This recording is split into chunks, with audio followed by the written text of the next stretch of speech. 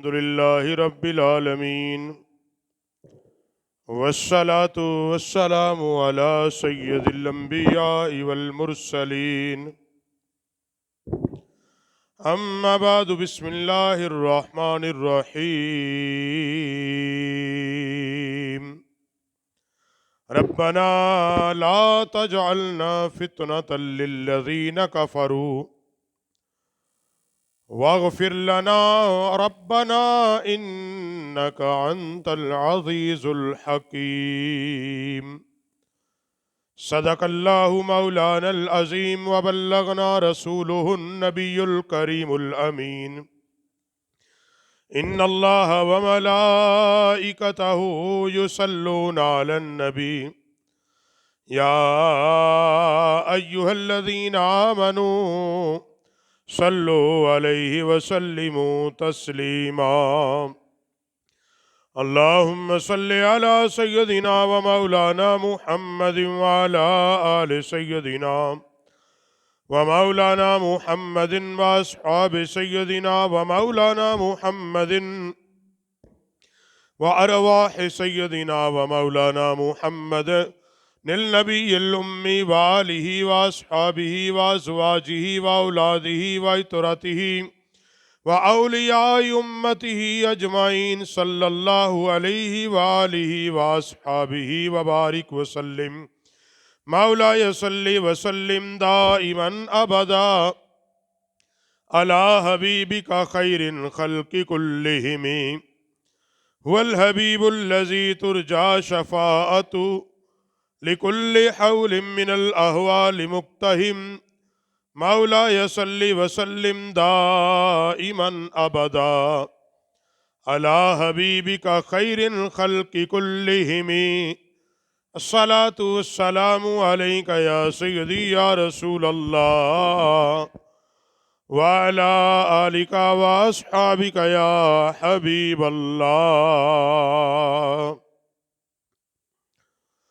سب سے اعلیٰ ہو اولا ہمارا نبی سب سے بالا ہو اعلیٰ ہمارا نبی خلق سے اولیاء اولیاء سے رسول اور سب رسولوں سے اعلیٰ ہمارا نبی کون دیتا ہے دینے کو منہ چاہیے کون دیتا ہے دینے کو منہ چاہیے دینے والا ہے سچا ہمارا نبی سب سے اعلیٰ ہو اولا ہمارا نبی سب سے بالا ہو اعلیٰ ہمارا نبی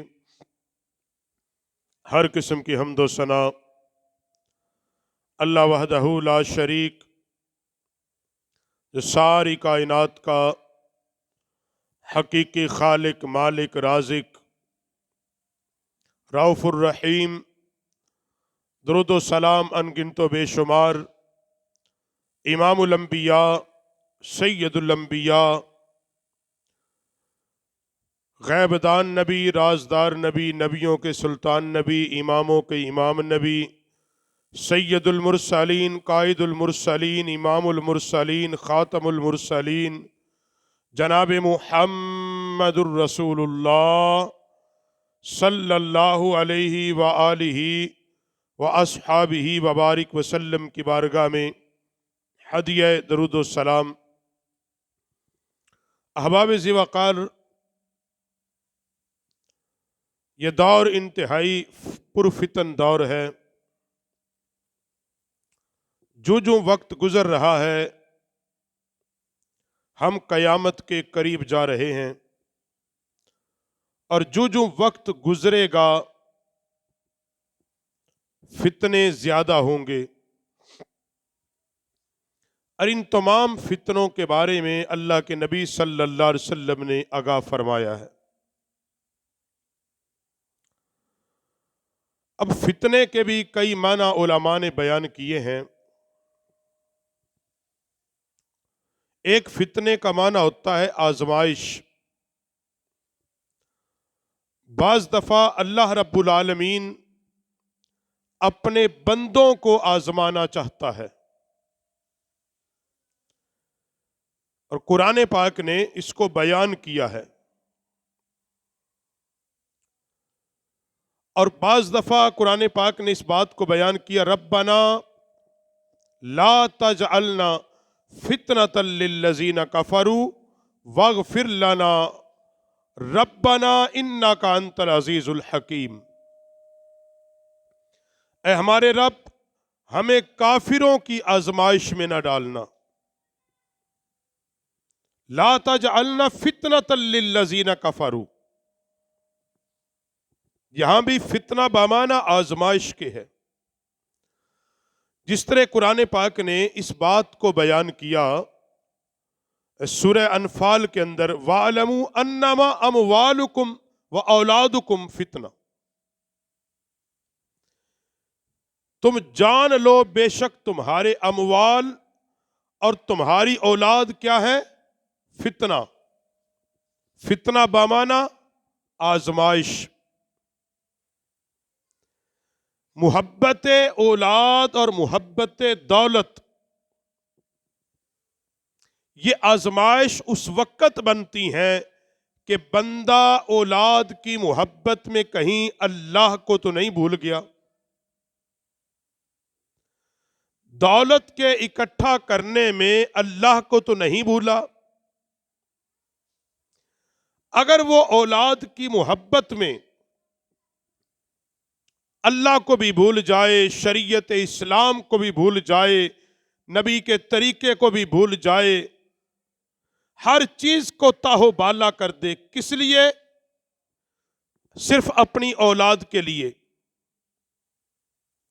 تو ایسی اولاد جو بندے کو جہنم میں جانے کا سبب بن جائے تو قرآن نے اس کو فتنہ کہا۔ ایسا مال و دولت، ایسی جائیداد، ایسا روپیہ پیسہ کہ جس کو کمانے کے لیے انسان شریعت اسلام کی ساری حدیں توڑ دے، ایسا پیسہ انسان کے لیے فتنہ ہے۔ سارا پیسہ فتنہ نہیں ہے، وہی دولت جائز اور حلال طریقے سے کمائی جائے، اللہ کی راہ میں خرچ کی جائے، وہ دولت تمہارے لیے باعث اجر و ثواب بن جاتی ہے۔ لیکن اس کو کہا یہ آزمائش ہے۔ دولت اکٹھا کرنا، اکٹھا کر کے اس کو خرچ کرنا، یہ بندے کے لیے سب سے بڑی آزمائش ہے کہ دولت تو اب آ گئی، اب اس کو خرچ کس انداز میں کرنا ہے، جائز امور پر یا کہ عیش و عشرت پر، من چاہی چیزوں پر۔ جب وہی دولت اللہ اور اس کے رسول کی نافرمانی میں خرچ ہوگی، وہ تیرے لیے باعث فتنہ و فساد ہوگی۔ اور جب وہی دولت تو اللہ کے دین کے لیے خرچ کرے گا، اپنے بیوی بچوں کو جائز سہولتیں دینے کے لیے خرچ کرے گا، اپنے بچوں کے گھر بار تعلیم تربیت کے لیے خرچ کرے گا، اللہ کی رضا و خوشنودی کے لیے خرچ کرے گا، دین کی سربلندی کے لیے خرچ کرے گا، تو وہ دولت تیرے لیے باعث اجر و ثواب بن جائے گی۔ اور قرآن پاک نے فرمایا، لوگوں آگاہ ہو جاؤ، یہ تمہارے مال اور تمہاری اولادیں تمہارے لیے فتنہ ہیں، کہیں ایسا نہ ہو کہ یہ فتنوں کا سبب بن جائیں۔ اور پھر قرآن پاک نے اسی فتنوں کو بیان کرتے ہوئے فرمایا کہ فتنے کتنے برے ہیں۔ فرمایا وَالْفِتْنَةُ أَشَدُّ مِنَ الْقَتْلِ، فتنہ قتل سے بھی سخت ہے۔ یہاں فتنے کا معنی فساد، کچھ خالی و ذہن لوگوں کا ایک کام ہوتا ہے، دو لوگوں کو لڑا دینا، اب یہ بھی وہ فتنہ پرور ہے۔ دو ملے ہوئوں کو جدا کر دینا فتنہ ہے، اور فرمایا یہ قتل سے بھی برا ہے۔ جس طرح اللہ کے نبی علیہ السلام نے فرمایا کہ ایک بندہ وہ ہے جو لوگوں کو جہنم کی طرف بلاتا ہے اور لوگ پھر اس کی بات مان کر جہنم میں چلے جاتے ہیں۔ اب ایسا تو نہیں ہے کہ کوئی بندہ سیدھا یہاں بازار میں کھڑا ہو کے کہے آؤ میں تمہیں جہنم میں ڈال کے آتا ہوں، کوئی جائے گا؟ اس کا معنی یہ ہے کہ ایک آدمی گناہ کرتا ہے، گناہ کو ایجاد کرتا ہے اور گناہ کو خوبصورت کر کے لوگوں کو اس گناہ کی دعوت دیتا ہے، لوگوں کو اس گناہ کی، اور لوگ پھر اس کی دعوت پر وہ گناہ کرتے ہیں، گناہ کرتے کرتے بالآخر موت کے بعد جہنم کا منہ جا کے دیکھتے ہیں۔ وہ بلانے والا تھا جس نے اس کو گناہ پہ لگایا، اور جس نے اس کی بات کو مانا وہ گناہ کی طرف گیا، وہ جہنم میں جانے والا تھا۔ خلاصہ گفتگو یہ ہے کہ فتنوں کا یہ زمانہ آپ نے سنا ہے، مگر جتنے فتنے اس وقت ہیں اور آگے الامان الحفیظ کتنے ہوں گے، یہ وہ زمانہ ہے یقیناً کہ جس زمانے کی اللہ کے نبی علیہ السلام نے نشاندہی کی تھی۔ حضور صلی اللہ علیہ وسلم نے فرمایا کہ میں دیکھ رہا ہوں تمہارے گھروں پر فتنے بارش کی مانند برس رہے ہیں، فتنے بارش کی مانند برس رہے ہیں۔ اب جب فتنے آسمان سے برسیں گے، اس کی زد میں اپنے بھی آئیں گے، بیگانے بھی آئیں گے۔ نبی علیہ الصلوۃ والسلام نے آگاہ کر دیا اپنی امت کو، اے میری امت کے لوگوں، فتنے بپا ہوں گے، مگر کامیاب کون ہوگا؟ جو ان فتنوں سے بچ جائے گا۔ حضور نے اس لیے بتایا کہ ہم بچیں، ہم اپنے آپ کو ان فتنوں سے محفوظ رکھیں، اپنے آپ کو بچا لیں، اپنی اولادوں کو بچا لیں۔ اور اس پر محدثین نے پورے پورے باب باندھے ہیں، یہ کوئی اتنا عام موضوع نہیں ہے۔ تمام محدثین نے حدیث کی کتابوں میں پورے پورے باب باندھے ہیں کتاب الفتن کے نام سے، اور نبی علیہ السلام کی ایک دو نہیں، سینکڑوں احادیث صحیحہ جس میں نبی علیہ السلام نے اپنی امت کو آگاہ کیا کہ جو جو قیامت آئے گی یہ بھی ہوگا، یہ بھی ہوگا، یہ بھی ہوگا، یہ بھی ہوگا۔ جس طرح مسلم شریف کے اندر بھی یہ حدیث موجود ہے اور بخاری شریف کے اندر بھی یہ حدیث موجود ہے کہ اللہ کے نبی علیہ السلام نے فرمایا کہ وقت آئے گا کہ لوگ اپنی امانت کسی کے پاس رکھنا چاہیں گے مگر امین کوئی نہ ملے گا، امانت کو قائم کرنے والا نہیں ملے گا۔ اب ایمانداری سے بتاؤ، جس زمانے میں اور آپ جی رہے ہیں، کہ آج وہ وقت نہیں ہے کہ آدمی بطور امانت اپنی چیز کسی کے پاس رکھتے ہوئے ڈرتا ہے؟ نہیں ہم ڈرتے بھائی، اللہ کے نبی نے تو صدیوں پہلے بتا دیا یہ وقت آئے گا۔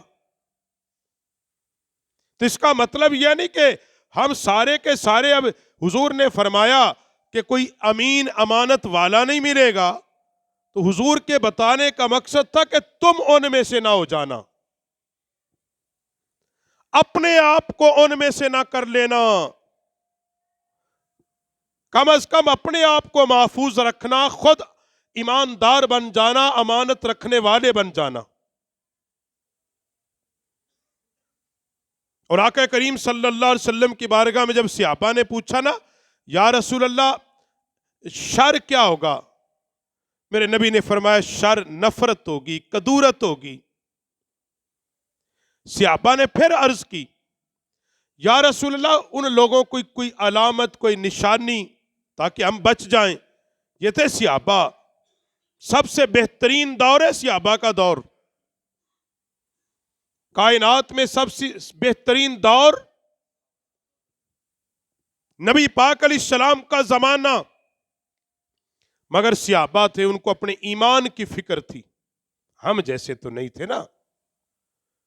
یا رسول اللہ، ان لوگوں کی کوئی نشانی، کوئی علامت، تاکہ ہم ان سے اپنے آپ کو بچا لیں، ہم بچ جائیں.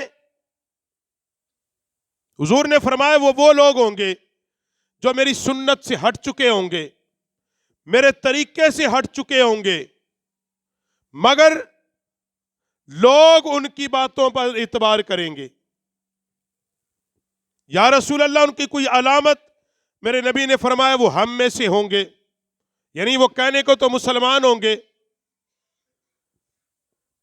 دوسرا نبی علیہ السلام نے فرمایا ان کی زبان بھی میری زبان ہوگی، عربی بھی بولتے ہوں گے، بڑے فصیح و بلیغ ہوں گے، عربی زبان پہ بڑے عبور ہوں گے، ظاہری طور پر عرب کے بھی ہوں گے.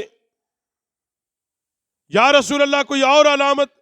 بخاری شریف کے اندر یہ حدیث ہے، بخاری شریف کے اندر، مسلم کے اندر، مشکات شریف کے اندر نبی علیہ السلام نے فرمایا میرے بعد ایسے پیشوا ہوں گے. کیا ہوں گے؟ ایسے پیشوا ہوں گے، ایسے لوگ امت کے امام بنیں گے، رہنما بنیں گے، رہبر بنیں گے، اپنے آپ کو مشائخ کہلوائیں گے، پیر بن جائیں گے، مگر نہ تو وہ میری سنت کو اختیار کریں گے اور نہ میرے طریقے پر چلیں گے. بظاہراً وہ ایک جماعت کے سربراہ ہوں گے، مگر حضور فرماتے وہ میری سنت پر نہیں چلیں گے، میرے طریقے کو اختیار نہیں کریں گے. کیا معنی؟ بظاہر کچھ لوگ کہیں گے ہم وقت کے امیر ہیں، ہم مسلمانوں کے حکمران ہیں، مگر حضور جیسا انصاف بپا نہیں کریں گے، عدل و انصاف دور تک نہیں ہوگا، دین اسلام کی حکومت دور تک نہیں ہوگی.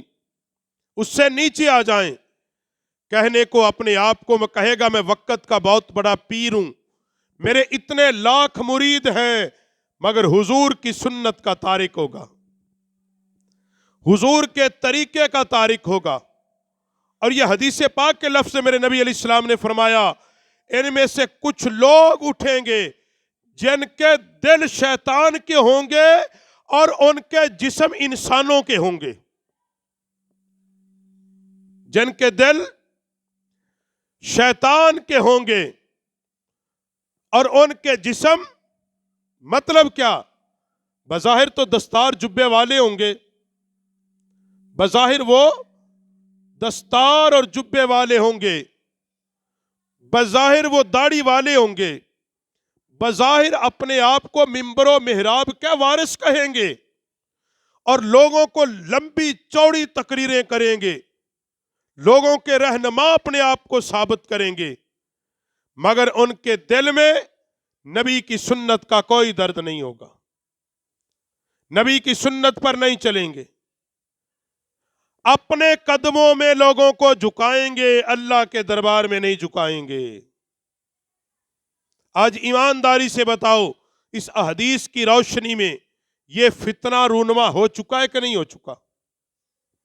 میں تنقید نہیں کر رہا، نبی علیہ السلام نے اس فتنے کو بیان کر دیا کہ ظاہراً وہ انسانی شکل میں ہوں گے مگر ان کے دل شیطان کے دلوں پر ہوں گے. اور آگے نبی علیہ السلام نے کیا فرمایا؟ اللہ کے نبی علیہ السلام نے فرمایا کہ وہ کریں گے کیا؟ فرمایا وہ اپنی باتوں کو دین کی بات بنا کر پیش کر دیں گے. ظلم یہ کہ بات اس کی اپنی ہوگی مگر وہ کہہ دے گا یہ دین ہی کی بات ہے، طریقہ اپنا ہوگا اور کہہ دے گا یہ دین کا طریقہ ہے، بھائی اس پر عمل کر لو، لیکن اس کا دین سے دور تک کوئی تعلق ہے، دین سے دور تک اس کا کوئی تعلق نہیں ہوگا. یہ فتنہ رونما ہو چکا یا نہیں ہو چکا؟ ہو چکا ہے.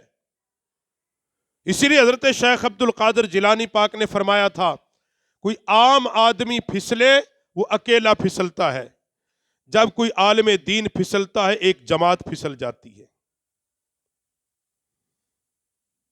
ایک پیر گمراہ ہوگا اس کے سارے مرید، کیونکہ پیر نے اپنا نظریہ پیش کرنا ہے. ایک عالم دین گمراہ ہوگا، پوری کی پوری نمازی، وہ کہیں گے ہمارے حضرت نے یہ کہہ دیا تو لہذا ٹھیک ہی ہوگا، ہمارے پیر نے یہ کہہ دیا لہذا ٹھیک ہی ہوگا. اور یہ کب ہوگا؟ جب فتنوں کی بھرمار ہوگی. اور آج کے زمانے میں آپ کے سامنے ہے کہ یہ فتنے بدرجہ اولا رونما ہو چکے ہیں کہ جو غیر عالم ہیں وہ اپنے آپ کو عالم کہتے ہیں، وہ اپنے آپ کو عالم کہتے ہیں.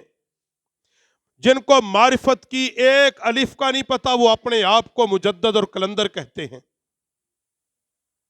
اور بدقسمتی یہ ہے کہ ان کے ماننے والوں کی تعداد بھی زیادہ ہے. بیان کرنے کا مقصد یہ ہے کہ جب یہ ایسے حالات آ جائیں کہ سمجھ نہ آ رہی ہو حق پر کون ہے، اتنے گروہ بن جائیں، اتنی جماعتیں بن جائیں، اتنے فرقے بن جائیں، جب نہ وقت کا حاکم عادل ہو، نہ مسلمانوں کا امیر اسلامی ہو. صحابہ نے عرض کی یا رسول اللہ پھر ہم کیا کریں اس دور میں؟ اگر ایسا دور آ جائے تو پھر ہمارے لیے کیا حکم ہے؟ یہ ہے آپ کے لیے گویا کہ میرے نبی حضرت حذیفہ نے رضی اللہ تعالیٰ نے آج کے دور کے مسلمانوں کی مشکل کو آسان کیا میرے نبی کی بارگاہ میں یہ سوال کر کے، یا اللہ کے نبی ایسے وقت ایسے حالات آ جائیں پھر ہم کیا کریں؟ یہ ہے میرے اور آپ کے لیے کہ یہ زمانہ آ چکا، ہم کیا کریں؟ میرے نبی علیہ السلام نے فرمایا پھر تمہارے لیے لازم ہوگا تم مسلمانوں کی جماعت کے ساتھ چمٹے رہنا. پہلی بات حضور نے کہی مسلمانوں کی اس جماعت کے ساتھ جس کے عقائد و عبادات اس طریقے پر ہوں جو 1400 سال کے مسلمانوں کے ہوں. جو بات کو سمجھو. یا ایک آدمی اٹھتا ہے وہ کہتا ہے نہیں وہ 1400 سال والے سارے غلط تھے، میں جو بیان کر رہا ہوں یہ ٹھیک ہے. اور آج کا نوجوان کہتا نہیں یہی ٹھیک ہے. یاد رکھو یہی فتنوں کی بھرمار ہے. اللہ کے نبی علیہ السلام نے فرمایا تھا سب سے بہترین زمانہ میرا زمانہ. کیا کہا تھا؟ بولو. بہترین زمانہ، اس کے بعد بہترین زمانہ میرے صحابہ کا زمانہ، اس کے بعد تبع تابعین کا زمانہ، اور پھر اللہ کے نبی نے فرمایا فتنے ہوں گے. تو اللہ کے نبی علیہ السلام نے تو اپنے زمانے کا جو ہم سے پیچھے والا زمانہ ہے وہ بہترین، اور علماء نے لکھا اس بات کو کہ نبی علیہ السلام کی حدیث کی روشنی میں جو ہمارے آباء و اجداد تھے وہ ہم سے بہتر زمانے میں تھے. ان کا زمانہ ہم سے بہتر زمانہ تھا. اور فرماتے ان سے جو پہلے ہمارے دادا پردادا ان کا زمانہ ان سے بہتر تھا، کیونکہ وہ زمانہ حضور کے قریب زمانہ. ہم سے زیادہ قریب کون؟ ہمارے باپ دادا. ان سے زیادہ قریب حضور کے زمانے کے کون؟ پردادا. ان سے زیادہ قریب اس سے اوپر والی پشت. ہم دور ہیں، ہمارے بعد والی نسل ہم سے زیادہ دور ہوگی. تو حضور تو فرماتے ہیں کہ وہ جو حضور کے قریب والے زمانے وہ زمانہ بہتر ہے، وہ افضل ہے، وہ اعلیٰ ہے. اور آج کوئی ممبر پہ بیٹھ کے یہ بات آپ کو سنا دیتا ہے نہیں وہ زمانہ تو ٹھیک نہیں تھا، اب ٹھیک ہے، اب علم زیادہ ہے، تو میں یہی کہہ سکتا ہوں کہ اس سے بڑا جاہل نہیں ہے. اس سے بڑا جو عدل، جو علم، جو حاکمیت رسول اللہ صلی اللہ علیہ وسلم کے زمانے میں دین پھیلا، کیا آج وہ دین کی حاکمیت ہے؟ تو پھر زمانہ کون سا بہتر ہوا؟ زمانہ تو وہ بہتر ہوا نا کہ جس زمانے میں اللہ کی زمین عدل و انصاف سے بھری ہوئی تھی، جو زمانہ فتنوں سے پاک تھا، بے حیائی سے پاک تھا، فحاشی اور یانی سے پاک تھا، جب کوئی بھوکا کوئی نہیں مرتا تھا. پھر زمانہ تو وہ ٹھیک ہوا کہ جب کوئی بھوکا نہیں مرتا تھا، جب کسی کو معاشی تنگی کا سامنا نہیں تھا، جو دین کے قریب تھے، دیندار تھے. پھر زمانہ وہ بہتر یا یہ بہتر کہ جہاں نہ اللہ کی خبر نہ اس کے رسول کی خبر. یہی بات جب صحابہ نے پوچھی یا رسول اللہ ہم کیا کریں، میرے نبی نے فرمایا پھر مسلمانوں کی بڑی جماعت کے ساتھ بیٹھ جانا. صحابی نے اگلی بات کی یا رسول اللہ اگر کوئی جماعت بھی نہ ہو، ایسا زمانہ آ جائے کہ جماعت بھی کوئی نہ ہو، ہمیں پہچان ہی نصیب نہ ہو، تو میرے نبی علیہ السلام نے فرمایا پھر ان تمام سے الگ رہنا یہاں تک کہ درخت کی جڑوں کو اپنی دانتوں سے مضبوطی سے پکڑ لینا. اس لیے مثال دی 2 وجہ. فرمایا گھاس کھا لینا، پتے کھا لینا، مگر رسول اللہ کے دین کو نہیں چھوڑنا. ایک معنی یہ. دوسرا فرمایا جب بستیوں میں فتنے بھر جائیں، بستیوں میں فتنے بھر جائیں، فساد بھر جائے، فرمایا پھر جنگل میں چلے جانا، تنہائی اختیار کر لینا، ان سب سے کٹ جانا اور اپنے ایمان کو بچا لینا. اور یہ وہی بات اللہ کے نبی نے فرمایا کہ ایک وقت آئے گا ایمان بچانا اتنا مشکل ہوگا جیسے ہاتھ میں آگ کا انگارہ پکڑنا. میرے بھائیو خلاصہ کلام جمعے کا یہ ہے کہ آج وہ پرفتن دور موجود ہے. میں نے اور آپ نے کرنا کیا ہے؟ سوال یہ تقریر سننی اور چلے جانا ہے؟ نہیں، خدا کے لیے اس سے باہر آ جاؤ. ہمیں اپنی اولادوں کو بتانا ہے کہ ان فتنوں سے بچنا ہے. ہمیں خود ان سے آگاہی لینی ہے. بلکہ میں تو یوں کہوں گا ہم جتنے مسلمان ہیں ہمیں اپنے اپنے گھروں میں باقاعدہ طور پہ بازار سے کتابیں مل جاتی ہیں علامات قیامت کے عنوان سے، قیامت کے قریب رونما ہونے والے فتنوں کے عنوان سے باقاعدہ طور پہ ہمیں اپنے بچوں کو وہ سنانی چاہیے، اپنے بیوی بچوں کو باقاعدہ پڑھانی چاہیے کہ یہ فتنے بھی آ رہے ہیں، یہ فتنے بھی آ رہے ہیں، یہ فتنے، اور یہ کوئی اچانک نہیں آ رہے، 13 صدیاں پہلے تیرے اور میرے لجپال نے بتا کے گئے ہیں، تاکہ ہم ان فتنوں سے بچیں. پڑھانے کا مقصد یہ نہیں کہ کانوں کی لذت، تاکہ ہم خود بھی اور اپنی اولادوں کو ان فتنوں سے بچا لیں اور ان کے ایمان کو. آپ آخری بات، اس سے بڑا یار کیا فتنہ ہوگا؟ میں دنیا کی بات نہیں کرتا، دین میں ایک نوجوان آدمی، نوجوان لڑکا جو سکول میں کالج میں جدید تعلیم میں حاصل کرتا، اب وہ جب ایک صاحب سے سنتا ہے وہ نعوذ باللہ نبی پاک کے والدین کے خلاف بات کرتا ہے، حضور کے ماں باپ ہی مسلمان نہیں تھے. دوسرا کہہ رہا ہے نبی میں اور ہم میں فرق نہیں. تیسرا کہہ رہا ہے نبی پاک کی اولاد کی حیثیت کوئی نہیں. چوتھا کہتا ہے نبی پاک کے صحابہ کی اہمیت کوئی نہیں. پانچواں یہ بات کہتا ہے حدیث کی ضرورت کوئی نہیں. اب ایک نوجوان سوچتا ہے پھر میں کہاں جاؤں؟ میں ایک مثال دیتا ہوں نا، آپ کو کوئی آدمی، آپ کے پاس 4-5 بندے بیٹھے ہوں اور ایک دینی لبادہ جو اللہ کے نبی نے فرمایا کہ لوگوں کے پیشوا ہوں گے، دل شیطان کے جسم ہے انسان کے. ایک اٹھے گا وہ جی نبی پاک کے ماں باپ مسلمان نہیں تھے نعوذ باللہ.